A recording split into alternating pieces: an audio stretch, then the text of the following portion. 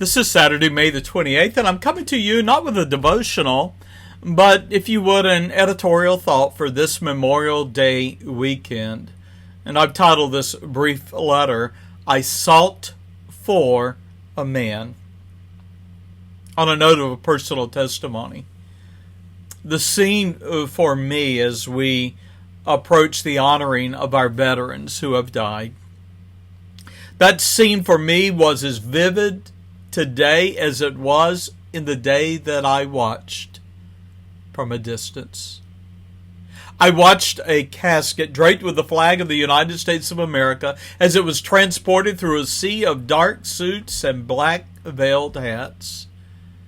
I was only 10 or 11 at the time, and Vietnam was a place far from my quiet existence in rural South Carolina. But that day, the nightly news recounting American casualties took on a new meaning that was real and personal. While the toll of combat would number 58,193 casualties by war's end, it was the sacrifice of one soldier that brought home to me the reality of war and the price of freedom. Well, how do you honor the sacrifice of those who gave their lives for the liberty we enjoy as a nation? And is it enough to place a wreath at a tomb or mark the graves of Americans fallen with flags? And I would suggest that the greater memorial is to incorporate into our lives and families those qualities that truly made America great.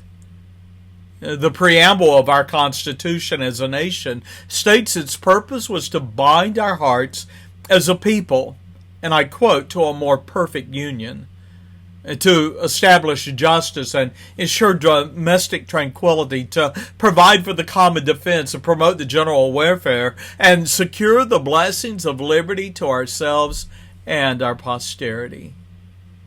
I would suggest to you that we have watched in the last 20, 30 years the unraveling of everything that was foundational to our greatness as a nation.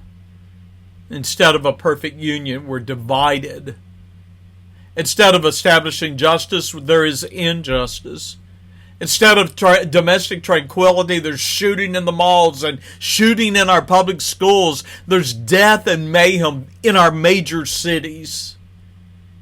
Instead of providing for the common defense, our borders are open, and those who would destroy us are coming across en masse. Instead of promoting the general welfare, we're watching as our politicians dismantle the very things that made us great. And instead of securing the blessings of liberty to ourselves and our children, we're watching as it erodes and decays like a dying carcass. The leaders of our nation have failed us. Instead of justice, politicians promote political correctness. Rather than domestic tranquility, we have corruption and violence and partisan politics. Our common defense has been weakened by open borders. The general welfare of our nation has been sacrificed for special interest groups.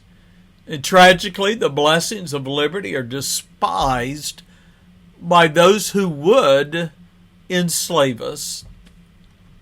I close today with this thought. America needs believers who will dedicate themselves to the Lord and make up the hedge for their families, for their churches, for their communities, and for our nation, and stand in the gap. This is from the heart of a shepherd. My name is Travis Smith. God bless.